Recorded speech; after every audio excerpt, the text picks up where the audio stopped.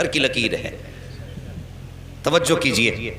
کہا ٹھیک ہے، لیکن جب یہ خبر ہوئی کہ حضور ابو جہل کے گھر جا رہے ہیں، اصل نام ابو جہل کا عمرو بن ہشام ہے، کہ عمرو بن ہشام کے گھر حضور جا رہے ہیں، باتیں ہونے لگی کہ دشمن کے گھر جا رہے ہیں، حضور کا دل تھوڑا رنجیدہ ہوا، یا اللہ مکے میں ایسی باتیں ہو رہی ہیں، فوراً رب کی جانب سے پیغام آیا، محبوب اداس کیوں ہوتا ہے، گھر اس کا ہے چرچا تو تیرا ہی کرا رہے ہیں، خرچ اس کا ہے چرچا تو تیرا ہی ہے نا، پریشان کیوں ہوتا ہے، اللہ اکبر۔ اب سرکار کو دعوت دے دی گئی، اب ابو جہل کی پلاننگ دیکھو، کہنے لگا سنو بھائی، میں نے یہ سنا جب وہ آتے ہیں تو تم اس کی عزت کے لیے کھڑے ہو جاتے ہو، آج وہ آئے نا تو کوئی کھڑا مت ہو جانا، اپنی جگہ سے مت اٹھ جانا، تاکہ انہیں لگے کہ ان کی اوقات کیا گئی، اسے معلوم نہ تھا آج پالا کس سے پڑ گیا ہے، یہ جانتا نہیں تھا آج کس سے پنگا لے رہا ہے، کہا اٹھنا مت تاکہ انہیں اپنی عزت کا پتہ چل جائے، لیکن یہ اپنی پلاننگ کر رہا تھا۔ ادھر رب نے فرمایا جبریل جی رب جلیل، کہا کیا کر رہے ہو، کہا رب حکم فرما دے، کہا آج ابو جہل کے گھر میں پلاننگ ہو رہی ہے،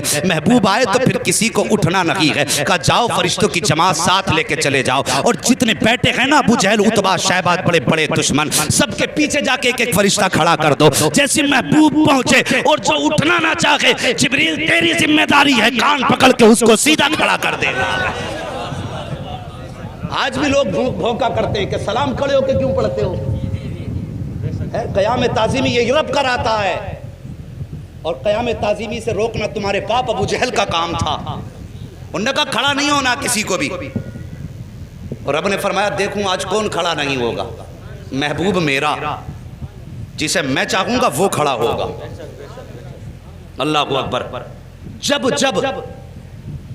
نبی کو دشمنوں نے گھیرا کہ تب مدد کے لیے جبریل آئے، اس پہ کئی ساری روایتیں ہیں لیکن وقت کم ہے، میں اس کو بھی بتا کے چلتا، لیکن بس نبی کی شان سن لو، بات کر دی اس نے کہ کوئی اٹھ کے کھڑا مت ہونا، اللہ اکبر۔ ادھر میرے نبی ساتھ میں چند صحابہ ہیں، اسلام کا ابتدائی دور ہے، ابو جہل کی محفل میں بیٹھے ہوئے ہیں لوگ جماعت در جماعت، اس کے اپنے چاہنے والے بڑے بڑے کافر مکے کے بیٹھے تھے، اور یہ چاہتے تھے نبی کو ذلیل کریں معاذ اللہ، ان کی گردن جھکائیں، لیکن انہیں معلوم نہ تھا فانوس بن کے جس کی حفاظت ہوا کرے وہ شمع کیا بجھے جسے روشن خدا کرے، اللہ اکبر۔ وہ کیسے شرمندہ کر سکتے تھے جس کو کائنات کو جس کے قدموں سے عزت ملی ہو، اس کو کیسے ذلیل کیا جا سکتا ہے۔ میرے حضور نے قدم رکھا، ابو جہل نے عتبہ کے کونی ماری، عتبہ نے شیبہ کے کونی ماری، ایک دوسرے کے کونی مار کے کہنے لگے آ گئے اٹھ کے کھڑے مت ہو جانا، لیکن جیسی آئے نا حضور نے بھی دروازے پہ قدم رکھا تھا، پہلا قدم حضور نے اندر رکھا، ابو جہل نے سب کو دیکھا اٹھنا نہیں، جیسی کہا نا اٹھنا نہیں، ابو جہل کے پیچھے جبریل امین کھڑے تھے،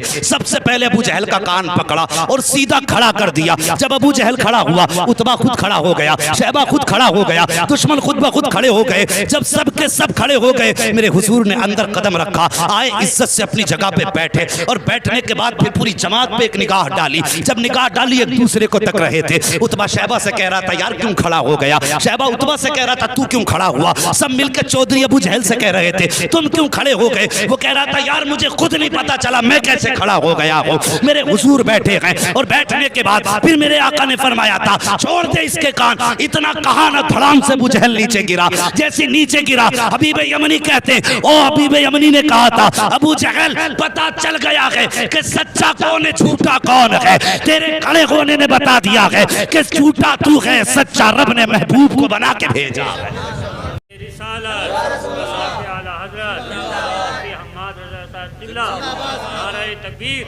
بس توجہ کیجئے پیارے، اللہ سلامت رکھے سب کی نسلوں کو، جتنے بھی مسلک اہل سنت والے ہیں، بس توجہ کیجئے۔ بیٹھ گئے، حبیب یمنی کہنے لگے مجھے اس نے بلایا ہے، اور اس لیے بلایا ہے کہ سنا ہے آپ ایسی ایسی بات کرتے ہیں، میرے نبی نے فرمایا ہاں میں اللہ کا رسول ہوں، خدا ایک ہے، قولوا لا الہ الا اللہ تفلحوا انی رسول اللہ۔ ہاں میرے نبی نے فرمایا، حضرت حبیب یمنی ابھی ایمان نہیں لائے تھے، کہنے لگے اچھا اگر آپ نبی ہیں تو یہ تو میں بھی جانتا ہوں کہ نبی جادوگر کا جادو آسمان پہ نہیں چلتا ہے، صرف زمین پہ چلتا ہے۔ اس کا دعویٰ یہ کہ آپ جادوگر ہیں، میرے نبی کے بارے میں کہنے لگے کہ ابو جہل کا دعویٰ یہ کہ آپ جادوگر ہیں، لیکن میں یہ جانتا ہوں کہ جادوگر کا جادو زمین پہ چلتا، آسمان پہ نہیں، اور نبی وہ ہوتا ہے جو دل کے حال جانتا ہے۔ آج بد مذہب بدعقیدہ لوگ کہتے ہیں کہ حضور کو پیٹھ کے پیچھے کی خبر نہیں، حبیب یمنی ایمان لانے سے پہلے جانتے ہیں نبی وہ ہوتا ہے جو دل کی بات جانتا ہے، جو راز جانتا ہے، وہ نبی ہوتا ہے. یہ حبیب یمنی کہہ رہے ہیں. کہتے حضور اس لیے میرے 2 سوال ہیں، 2 سوال یاد رکھنا. حبیب یمنی کیا کہتے ہیں؟ میرے بولو سارے بولو، میرے 2 سوال ہیں. ایک سوال میں کروں گا، جواب آپ کو دینا ہے. دوسرا سوال بھی آپ کریں گے، جواب بھی آپ دیں گے. یہ 2 باتیں کہیں حبیب یمنی نے. اتنی بات کہی میرے نبی فرماتے ہیں ٹھیک ہے بتاؤ پہلا سوال کرو. کہا میں جانتا ہوں کہ جادوگر کا جادو آسمان پہ نہیں چلتا. اگر آپ نبی ہیں تو چلیے چاند کے 2 ٹکڑے کر سکتے ہیں آپ؟ وقت دوپہر کا تھا، دوپہر کا وقت تھا، سورج تھا، چاند نہیں تھا اس وقت میں. کہا آپ چاند کے 2 ٹکڑے کر سکتے ہیں؟ میرے حضور اٹھے. کہا چلیے. حضور آگے آگے، حبیب یمنی پیچھے پیچھے، ابو جہل سب سے پیچھے. جب حضور چلنے لگے نا، ابو جہل نے یوں گردن جھکائی، چہرہ اتر گیا.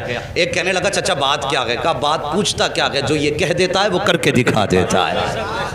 اگر اس نے کہہ دیا ہے تو اب سمجھ لے ٹکڑے کر کے دکھائے گا چاند کے. اللہ اکبر. جبل ابو قبیس پہ میرے نبی تشریف فرما ہوئے. دوپہر کا وقت تھا، اشارہ کیا تو سورج چھپ گیا. دوسرا اشارہ کیا، چاند آ گیا. اس کے بعد آقا نے حبیب یمنی کی طرف دیکھا. کہا کروں ٹکڑے؟ کہا جی.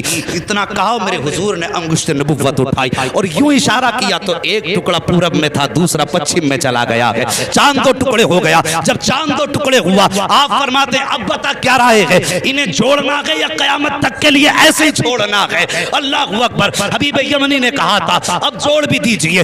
یوں میرے نبی نے اشارہ کیا، چاند جڑ گیا. اب اس کے بعد حبیب یمنی کہتے حضور میں تو مان گیا ہوں آپ اللہ کے نبی ہیں، لیکن اب اس کی تسلی کے لیے اب آپ میرے دوسرے سوال کا جواب دیں. میرے نبی فرماتے سن، یمن میں تیری ایک بیٹی ہے جو مفلوج ہے، جس کی آنکھوں سے بھی نظر نہیں آتا ہے، کانوں سے سنائی نہیں دیتا ہے، زبان سے گونگی ہے، ہاتھ پیر سے اپاہج ہے، اور تو یہ چاہتا ہے اللہ اس کو شفا عطا فرما دے. اتنا سننا تھا، قدموں پہ گرے حبیب یمنی مصطفیٰ کے. کہتے آقا دیر نہ کیجئے، ہاتھ بڑھائیے، کلمہ پڑھائیے. میں مان گیا ہوں، پہچان گیا ہوں یہ جھوٹے ہیں آپ سچے ہیں. میرے نبی نے کلمہ پڑھایا. حبیب یمنی جب رخصت ہونے لگے، حضور فرماتے ہیں جا، ہم نے تیری بیٹی کو بھی شفا عطا فرما دی ہے. اب توجہ کیجئے، یمن کا مدینے سے فاصلہ دیکھیے اور یہ دوریاں دیکھیے. آقا فرماتے ہیں اللہ نے تیری بیٹی کو میرے ذریعے شفا دے دی ہے. حبیب یمنی دروازے پہ آئے ہیں، دروازہ کھٹکھٹایا، اندر سے آواز آئی، اس بیٹی کی آواز جو بول نہیں سکتی تھی. کہتی بابا ٹھہریے ابھی آ رہی ہوں.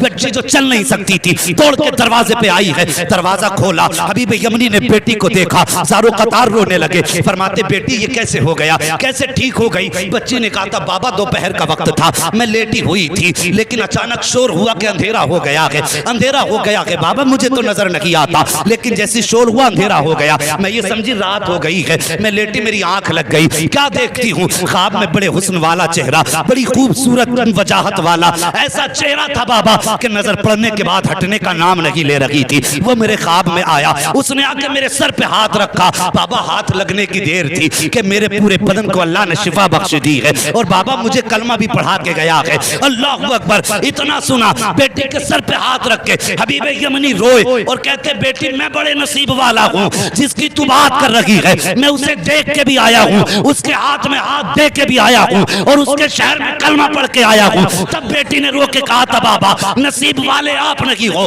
بلکہ آپ سے زیادہ نصیب والی میں ہوں. کہا بیٹی کس لیے؟ کہا آپ جا کے اس کے شہر میں گئے ہو، تب کلمہ پڑھا ہے. میں کتنے نصیب والی ہوں کہ وہ میرے گھر آ کے مجھے کلمہ پڑھا کے گیا ہے.